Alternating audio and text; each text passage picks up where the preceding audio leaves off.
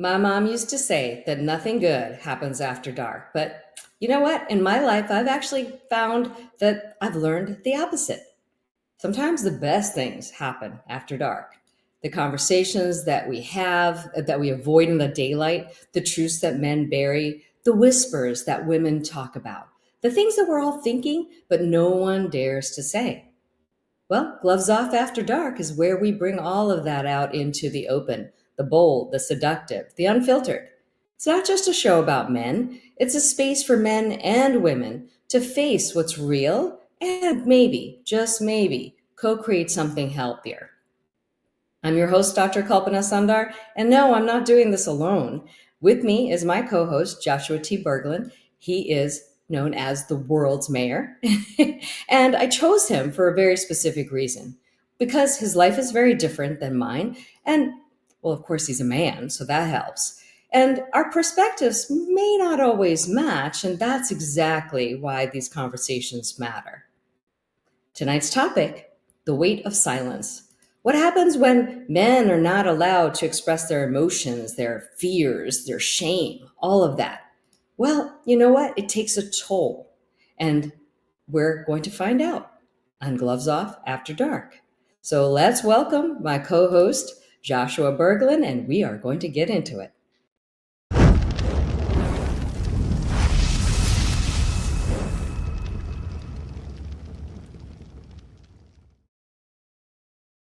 What a subject this is going to be. I know. I can't wait.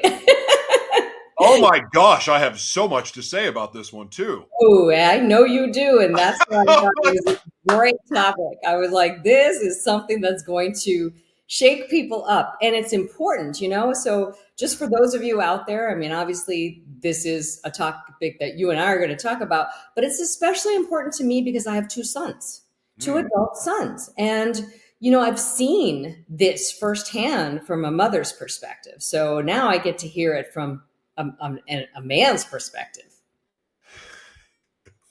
A very complicated man's perspective. Oh yeah, well that's layered, and I love that. So what comes to mind when I say that? The weight of silence. Men are not supposed to express their fears, their emotions. What comes to your mind when I say that? It's in the how, because I'm all about the voiceless having a voice. Like, and no one should be silenced. No one. At the same time, truth matters. And there's this fine line. Like, I'm somebody that comes from a place of rage and trauma, and that's how all my relationships was. Everything was a trauma response. And Hmm. so me using my voice was out of panic, out of fear, out of not from a grounded, sincere place. So what I was saying was, it was toxic. So it's tough not having a voice, but when you're saying negative things and you're just spewing nothing but nasty things, it's like, you're causing more harm than good. So I think it's in how you say it. And that's one thing that I've had to learn. And since I've stopped disassociating and my mental health has gotten better, I Mm. I've learned how to, deal with conflict and deal with things that maybe I don't like, or reversing triggers. And so what I've learned through that healing process is there's a lot I don't need to say, but it takes work and time to learn how to say things the right way so that you're not stoking the fires. And I'm so grateful for the woman that I'm dating now, who serves as a very powerful mirror that holds me accountable, also takes no crap. So if I'm being sensitive or dramatic, I'm not going to get the response I need. That's good on her. And that's teaching me how to be a better communicator, and also make sure I'm really thinking through what I'm about to say before I say it. In other words, I'm not speaking from a reaction, but I'm speaking from a place that's grounded, that's true, and not out of emotion. Because honestly, I'm an emotional, passionate guy, but that leads me into some really dangerous things. And so one of the things I've learned to balance is to contain it a little bit, but also wait before I respond. And that's been huge. Such a great point you bring up, but you know, that is not a thing that's only for men. That No, happens. That's the same. That's something you and I share. I'm also very passionate and very emotional. And I've learned over the years what not to say and to hold back a little bit and to say it in a different way. So I've gone through that same journey. And, my trauma response was, I think, very different than yours. But trauma is, I don't know, I think it comes out in the same way no matter how you've dealt with it. I mean, it can. I mean, some people deal with their trauma responses with, like for me, my trauma response was drugs and sex. Hmm. Like that became the cure all. So if I was mad, angry, happy, sad, like drugs and sex were my thing. So, but some people that are sexually abused and physically abused take a different route. Like maybe they become asexual, maybe they shut down, maybe they become introverted. I Mm. became socially slutty, meaning I needed all the attention that I could get. Whether it was sex, I didn't care who it came from. I just wanted to feel like I was loved and I had value, or whatever it may be that I was searching for that moment. Like I needed that fix, and mine came from sex and drugs. And so that's not healthy. But not everybody responds in that way.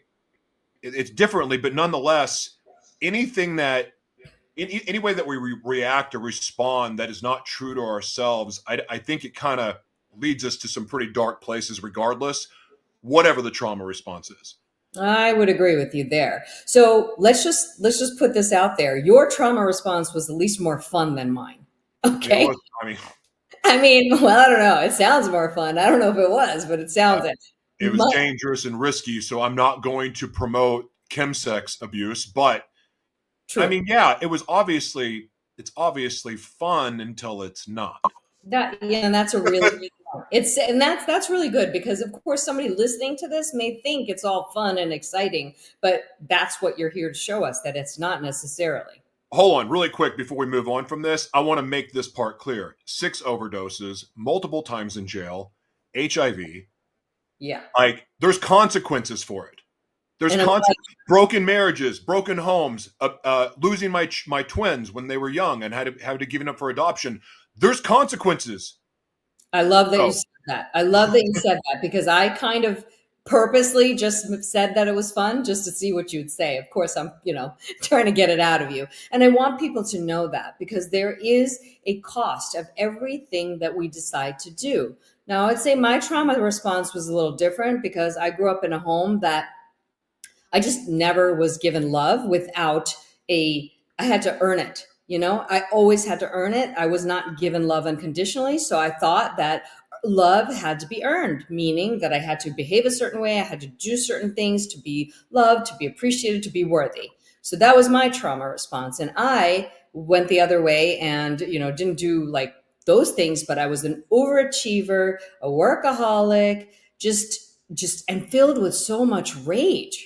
And I didn't know that for the longest time. And I am really working on becoming not, I guess people would still look at me and say I'm an overachiever, but it's happening differently.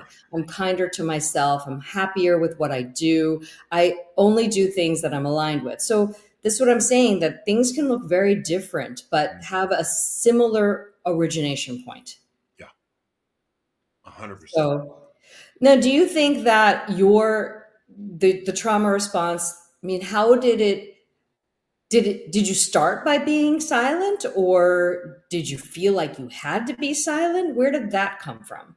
Well, I think we talked about this in the first episode I did with you. For me, that's where I learned to lie, because it was, if you say anything about what this is from being molested. Mm, It started with molesting. Like, if you say anything, again, I'm not going to get explicit, but it was awful. Like the threats and the fear. But honestly, the other part of the learning to lie was protecting what was happening in my own home, like keeping those secrets. And it's so interesting. And I brought this point up the last time, but it's when our parents are telling us to be honest and tell the truth, but then telling us to keep the secrets of what's happening and to lie about what's really happening in the house. That's very confusing for children. Kind of like pretending that Santa Claus or like Christmas is Jesus's birthday. Like that lie, we can celebrate Jesus, but we don't need to lie about his birthday. Like, I don't understand these little things, but I know that that's probably nitpicking, but that's traumatic. Think about when kids first find out that Santa Claus isn't real. like what that does to them, especially when you've gaslit them death, like you better be good or Santa Claus is not going to bring you gifts. It's no different than if you say anything about what's happening to you, I'm going to kill you and your family. It's the same thing. I know it's dramatic, but a lie is a lie. And in the mind, it's the same. I don't care, because if you'll lie about Santa Claus, you're going to lie about what else? Or you're going to keep this a secret. And that in itself, I can think about all the things that happened to me, all the sexual abuse, the physical abuse, the abandonment, all of it. I can think about learning to lie was the most toxic, awful thing I ever learned in my life. That's why I'm so crazy about the truth right now, because I know how freeing it is. I can talk about, I mean, I don't even label my sexuality because I don't even care what it is. I don't care about, I'm known as the world's mayor, but I really don't put myself in any boxes. And if you understood what the world's mayor means, there's no box in that. It has nothing to do with me. So I don't like those labels and those things and putting myself in a box. But the thing is, the truth set me free to be me unapologetically. And I love my life. I'm 46 years old and I'm finally in love with my life. At 46, you can do it much, much sooner, but it starts with truth. That like is a moment that we have to just sit and just let that sink in, because that is so true. And that's what's so cool about you and I. We come from very different backgrounds, but there is a convergence point with so many things that we talk. And this is what we realized very early on in our, when we first talked. So everything you just said. So I'm 56 almost next month.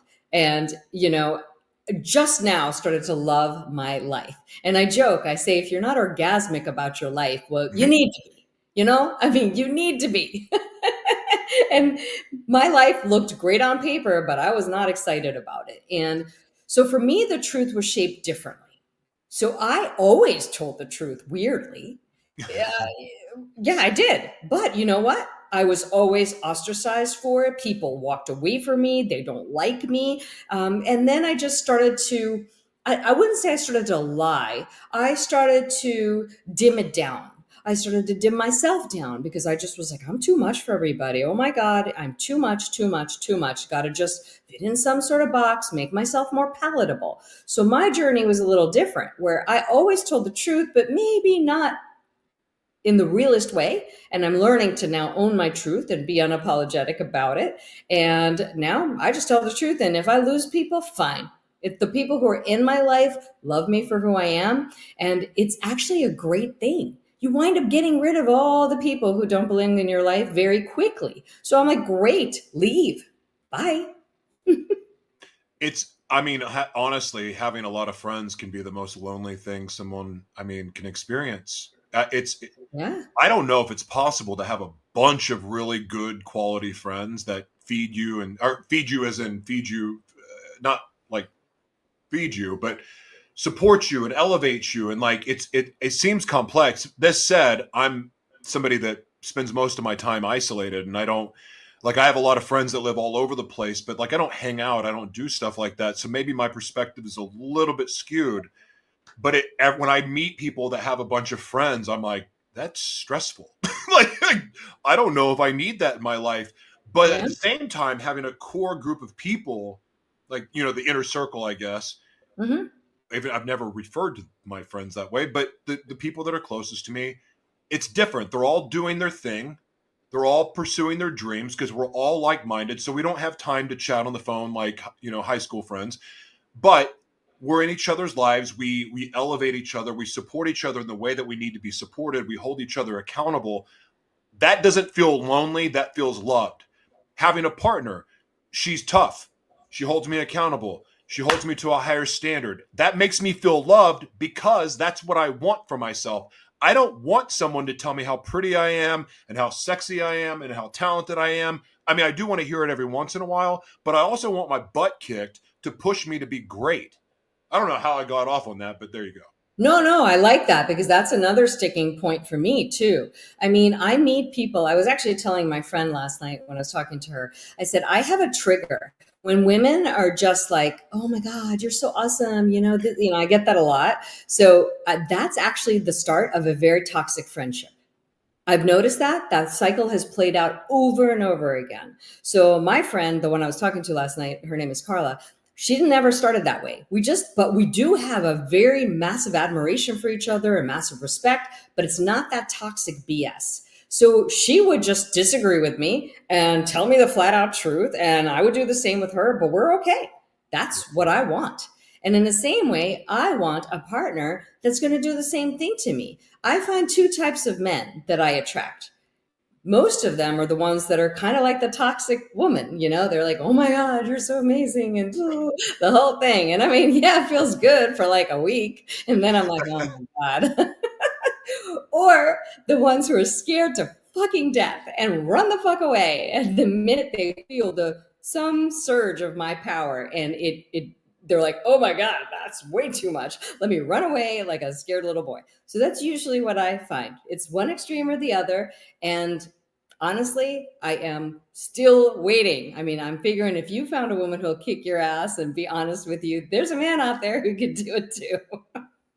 I find though that most women are going this. I mean, because this similar mindsets like that you have, and the woman I'm seeing, and but even the people that I work with and the people that I counsel or coach or mentor, I see this shift happening in women, and or a lot of people that are, I don't know, that are traditionalists. You know, the woman comes home, cooks, raises the kids. Like, I don't know that world. And my mom, it started that way in my life, but my mom became very successful in real estate, and, she was already doing well in modeling. But when she started to do that, like, I saw my mom be a boss babe or whatever, like she is still a boss. I mean, she crushes it, right? So her mindset, I always saw relationships as you push each other to greatness. You push each other into your gifting. They're separate lives, but you also do together, but you're there to support each other and help each other pursue your dreams so no one feels like they're missing out on something. Yeah. So I like this shift. Now, a lot of people that are like, my woman needs to stay home, they don't like these changes. I personally love it because when a woman feels in, think about the type of, I mean, this is for the men. When a woman is empowered, how effing sexy is that? How attractive is an empowered woman? Yeah. Like, but you have to understand, for that woman to be empowered, there is no jealousy, there's no clinging, there's no, but you need to baby me. Like, you have to be a man to be with an empowered woman, because an empowered woman's going to crush your soul, because women are multipliers. And if you fight against that, you're breaking her of what her gifting is, but more importantly, you're robbing her of making you great too. Because an empowered woman, even though she's independent, will have the time to empower you too. And it will be by her own actions. It may not even be by her own words. It will be by the example that she sets. And if everyone talks about like attracts like, and you talk about you need to find a coach that does what you love, or there's someone that you admire and look up to, if you're not looking up to and admiring your partner, you're with the wrong person. You might as well get a prostitute. You might as well get on a sex app and just go hook up. But if you want a real partner to do life with, empower her. And if So she's seeking to pursue her dreams, support that instead of trying to break it. So true. And this is where most men fail because they want a mommy, they want something, they don't want a partner. They want to be baby, they want a mommy, they want somebody to fix them. All rescuers, none of that is what a real woman, not that's not what a real empowered woman wants. And you Right. know what, guys out there, let me tell you, when you empower your women in life, let me tell you there are consequences, positive ones in the bedroom. Mm-hmm. There Yep. are. They don't know that, but that's because they're too busy doing, all the wrong things. And, but then they'll sit there and complain that it's not fun or it's not exciting. Well, because if a woman doesn't feel empowered, she's not going to come up and she's not going to show up in that way. I'm going to be naughty really quick. This is Do it. about as naughty as I'm going to ever be in public. But because I really do try, because I work with the youth and other things, but we're talking to adults here. Um, Men have this primal thing where they want to. There's something inherently where they think that they can. I'm not saying all men, but a lot of men like, oh, well, I can go out and bang whatever I want, but then if their woman cheats, they get angry. Okay, but then men say, well, you won't do that thing that I like, or she doesn't fulfill me the way that I want. My question is this: are you empowering her? My question is, are you feeding her love tank? Because I will tell you this: I've seen a woman, women. Look, I think we should fill the love tank all the way up, but it seems so interesting to me that women seem so desperate in a good way to be loved and cared for and have their partner pour into them as they should. It's like if you give a woman like 50%, she's going to make it 100. So imagine if you truly pour and give your attention, you're not distracted by social media, you're not distracted by porn and other things. Like your focus is on your relationship, yourself, your career, things that are bettering yourselves.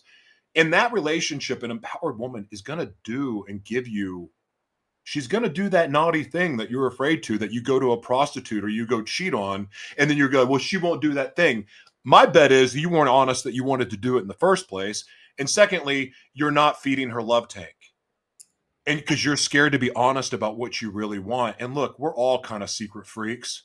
Like we've all been jaded and we've all been like, we've seen so much stimulus now. We are jaded sexually as a country for sure. Porn has done that. It's everywhere. You can't avoid it. You can't even be on Facebook and not see porn. You can't be on Instagram and not see porn. You can't be on TikTok. It's everywhere. Even if you try to avoid it, it's there in your face. So that stimulus is there. So we all have some different things now, but if we're honest about what we want and we're truly loving our partner and supporting them and empowering them, we're going to get all the things that we want. And odds are your partner probably has some freaky stuff she wants to do with you too. But if she doesn't feel safe, loved, and empowered, you're not going to see that.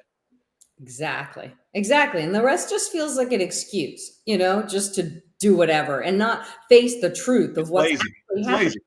Yeah. It's lazy and immature.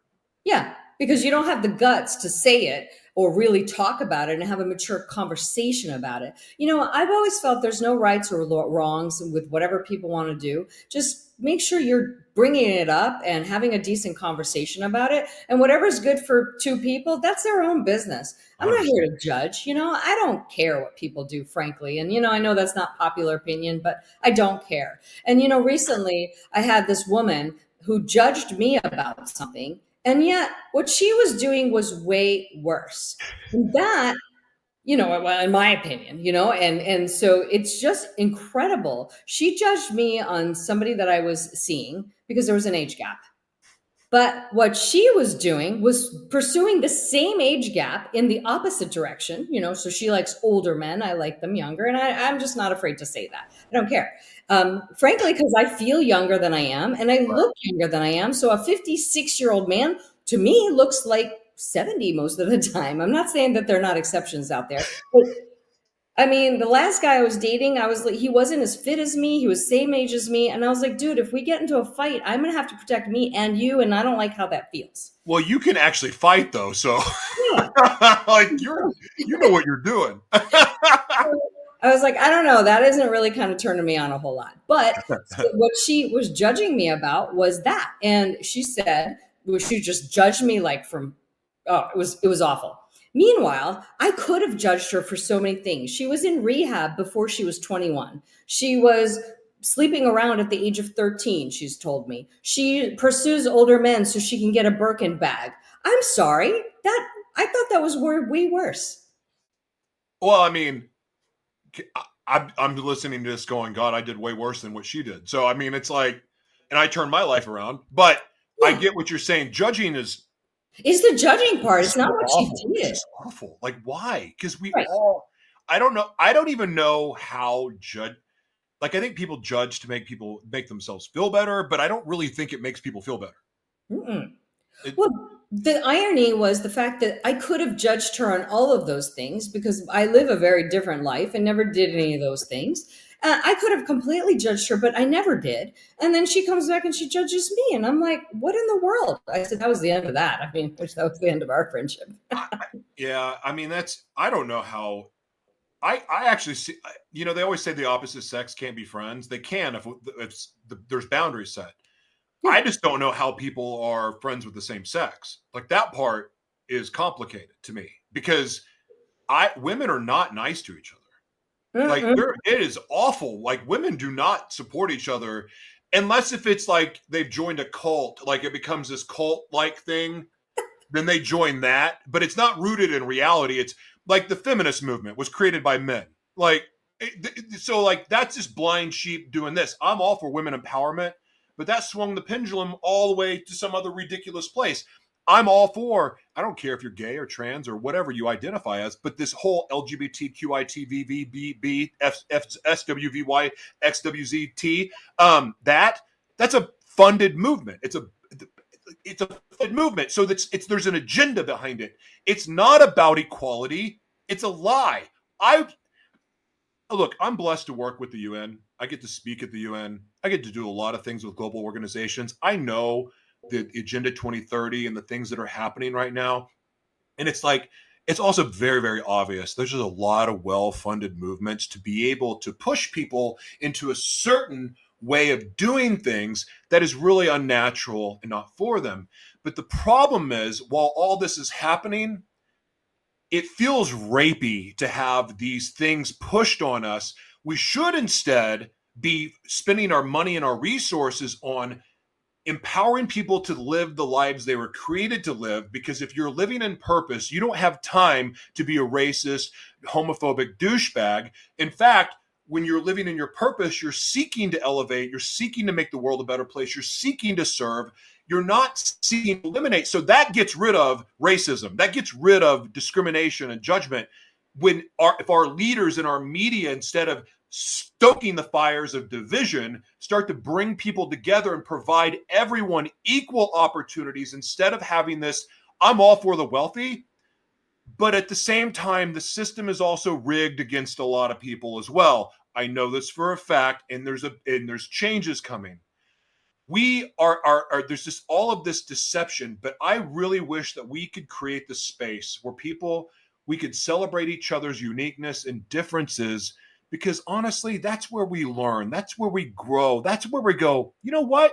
You're pretty interesting. Maybe I don't want to be on my phone at dinner during this conversation, because hearing what you have to say, even though I may not agree with it, or maybe I don't understand it, this is far more interesting than what's coming on my news feeds. So anyway, I'm like fired up about a lot of things right now, so there's no telling what's going to come out of my mouth. I love it. Well, this is what Gloves Off After Dark is about. I like it when you're fired up. So one thing about, well, I want to go back to something you said about how can women even be friends with women. I have to tell you, all my life, it's been way harder for me to have relationships with women. I would say this relationship with my friend right now is probably the healthiest relationship I've ever had with a woman, because I could tell that nothing I do would offend her. I could be myself completely in my truth. This is rare, so I know this. But yeah, I've always had an easier time with men. I've been grateful that I have two sons, because I don't know what it would be like if I had a daughter. The boys are easy. They're super easy, and I don't have to be something different than I am.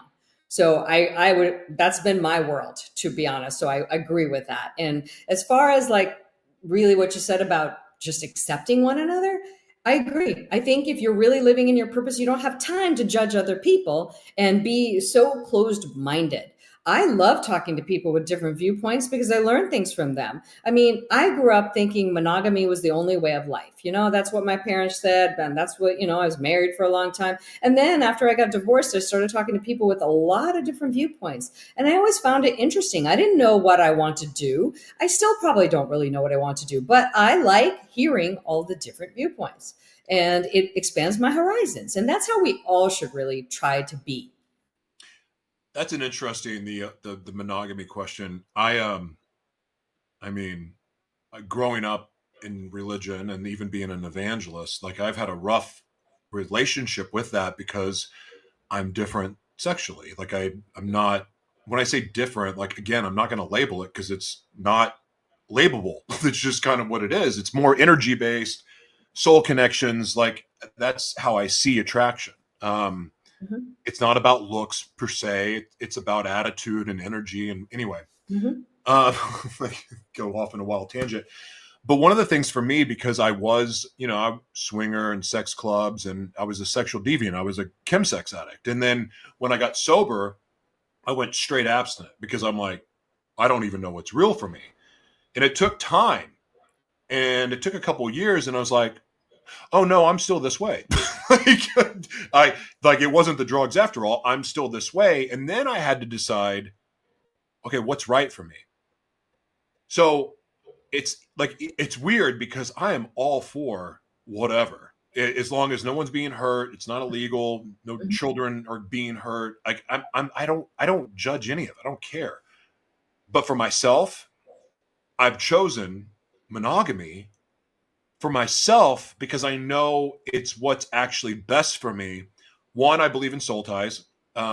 Absolutely. I could give you so many weird examples of proving soul ties are real.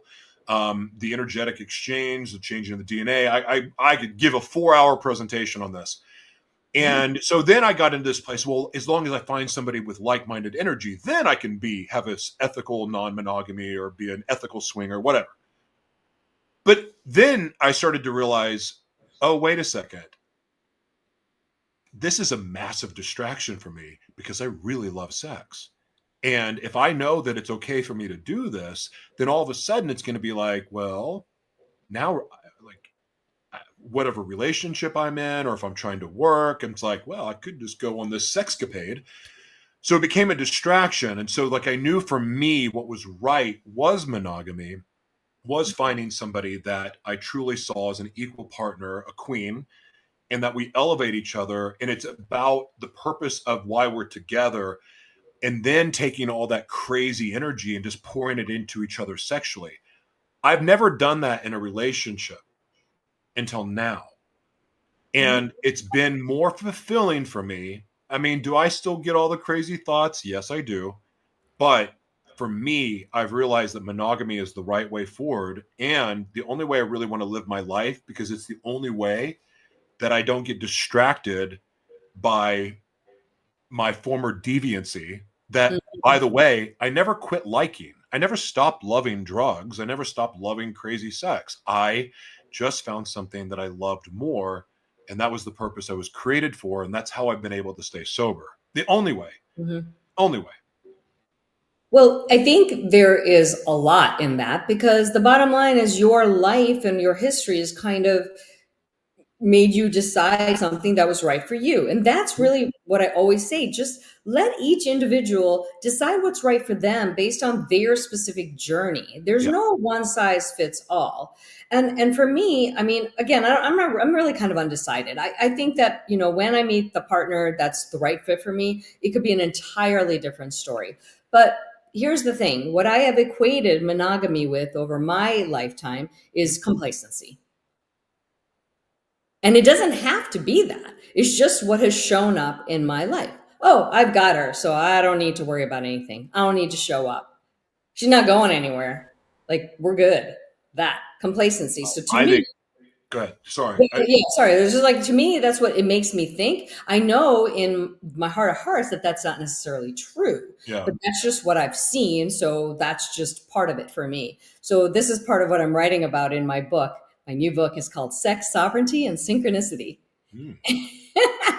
Super excited about it. But anyway, so yeah, I'm curious to hear what you have to say about that. Well, I think that, you I the I think that everyone ultimately has to do what they feel is best for them, because they are the ones that have to live with themselves. And any decision that we make, we're the ones that live with the consequences. And some people can live that life, and where it's an open relationship, non-monogamy, and thrive. Some people can thrive in that. Other people can't. But I don't think I think, to your point, it's not for anyone else to decide what is best for other people, especially, look, I'm a man of God, but I'm not religious. And I don't, like, we have no proof that all of these religious teachings from all of the different religions have any truth in them, or maybe there is some truth, but we don't know the source of the information. We don't know any of it. And through my own actions and even being an evangelist, like, again, I'm still a man of God, but the things that I learned being in ministry really wrecked my world. And I'm like, some of this crap is, well, crap, and it's a lie, and it's not true. And so I don't want to push anyone away from their faith, but ultimately, if you really think about it, think about your own life. Take religion out of it. Take all of that out. You're living your life and you're doing what you feel is right. And if it's not right, have you not ever gotten like some little subtle warning, whether it's from the universe or maybe it's a sickness or maybe you broke a bone, and but you ignored it? And you keep on going and doing the same thing. What happens? The next consequence gets worse. So, and worse and worse and worse until you either get kicked in the nuts or you go, oh, I'm not going to do that anymore. I'm going to do something different. Okay. You don't need religion for that to happen. Like that is God inside of you, the one that created you. That's like the internal compass. That's like, hey, I'm giving you the warning. This isn't right for you. Your body is a temple. You are a vessel. And so for me, going back to the monogamy thing, if I'm going to be a vessel, knowing what my instincts are, knowing what my animalistic tastes are like, I need to be able to have self-control for me to thrive in all of the other areas I want. And when I become more open sexually, it gets really chaotic and my life gets out of control. That's a personal decision. At the same time, I'm friends with people that are still escorts, porn stars, and so on. Why? Because I mean, I work with people from all walks of life. There's no judgment. I get to hear their stories. I understand why people would not want to be monogamous 100%, especially with the way that a lot of women have been treated in their relationships. Mm-hmm. Yeah, yeah. And I have to say, my inkling is that that's what I really want, but in a different way, in a very conscious relationship where Mhm. the partner shows up, that monogamy is a decision, not an ownership principle, and not some Yeah. safety blanket that we just hang out under and don't show up every day. So I think that's what I really truly want.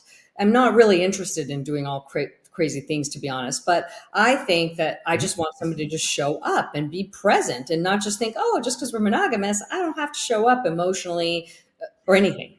Men need a healthy fear Yeah. in relationships. Like respect is a healthy fear. People in religion, they say you need to fear God. Hmm. Why? It's not out of, oh God, I'm going to be punished. It's respect. Hmm. Like I respect you enough to show up for you, to love you, to care for you. I care enough that that's and like fear shouldn't drive that, but at the same time, it should always be in the back of a man's head that if I raise a hand to her, if I raise my voice, if I lie, if I cheat, if I manipulate, if I gaslight, there is a fear that she's going to walk out the door and not look back. The problem is the problem, and you can have that in a relationship. You want a man to continually pursue you, he's got to know that you can walk out that door at any time. Period. So true. Period. Because Yep. a minute the man thinks he is conquered, the boundary game is over. You've lost the ability to establish boundaries. Reestablishing boundaries is very challenging. It's better to do it up front and keep them. And that from the very beginning, for men out or for ladies out there, they have to have a healthy fear of you leaving. Oh And my when God. they act bad and they act like little babies and they act immature, or they lie to you or they gaslight you, cut it off. Remove contact. Stay away. Because that's the only way they're going to learn. Because the minute you give in, you're screwed. You're screwed. And I'm not trying to be mean at Nope. all. You're I'm right. telling you from experience because I was the best at this. I have all of the relationship failures. I have relationship success now, but I have all the failures to prove to you that I know what I'm. In fact, you can go talk to any of my ex-wives or ex-girlfriends. They're going to tell you. Um, but I've also worked really hard to heal and to become a better man. But these warnings I'm giving you, listen, I had multiple personality disorder, dissociative identity disorder, and thrived in a relationship. That is almost impossible. And even though I've healed from that now, I thrived because it can be done, but it takes communication, it takes boundaries, hardcore boundaries. And without them, your relationship has no success because men want to conquer and men want to own. And if you want a man to pursue you, to always be super into you, not get distracted by nonsense, he's got to know that you can walk out the door at any time. That is like the mic drop right now. So I'm like, that's where this needs to like land, because that is a mic drop moment. And it's more powerful coming from a man than coming from a woman. Because how many women out there actually would walk away? I know I stayed too long in 2 relationships. I won't do that again. And that's because I found my power and I'm fine being alone. Because once you're comfortable, ladies out there, this is for you. If you're actually comfortable being alone, providing for yourself, sitting alone at dinner, sleeping by yourself, having no one to lean on emotionally for support, if you're fine alone, you are fucking invincible. And that is where I am right now. I don't care. I'm not single because I have to be. I have guys pursuing me. I'm just not in a relationship because you're not the right one. I make whatever I want out of it, work or whatever, but I am not going to just be with somebody. And this is not what most women do. They're just with somebody because, oh my God, I'm partnered. I have a husband. I'm sorry. I'm just going to make fun of them because a lot of women out there are doing this. And I don't care. This is Gloves Off After Dark. I'm going to say it like it is. I mean, really, they're just so proud of the ring on their finger and being partnered that they don't care what that partnership is costing them. And I'm not saying that's in every case, but I hate to say it, I think it's in a lot of cases that they're not really that thrilled about being partnered. That partnership isn't serving them except to just say, I'm partnered. I don't want that. I want a partnership to serve me and I serve it. That there's some growth, there's some beautiful things happening. We both have our purpose. We both are elevating each other. We show up for each other. We're emotionally vested, physically vested, the whole thing. If I don't have that, I'm good. And that's where I think most women should eventually get to eventually call in the right thing. I know women look at me and they're like, oh, I've got a partner. You don't. That's fine. I don't want the partner you've got. Thank you. It's a weird flex. Anyway. I just got real riled up. You got riled up, then I got riled up. No, not you. I'm talking about people like, I have a partner, you don't. That is like the most lame flex ever. Oh, yeah. I mean, it happens a lot. They don't say it in words. But they say it, if that makes any sense. Yeah, I know. I know what you mean. So, and I'm just like, whatever, I could have many partners. I just don't want those. I'm waiting for the right one. I really am going to continue waiting for the right one. Life is more fun when we celebrate each other's happiness and success and love and then also, and if the love fails or the relationship fails, life is more fun when we can show support instead of judging. I'm very competitive. I mean, I can't do yoga without trying to compete with some woman, a ballerina, which I have no business trying to compete. But like in my mind, I'm like, I'm going to get you. It's how I am. It's so hard for me to not be that way. I'm like that.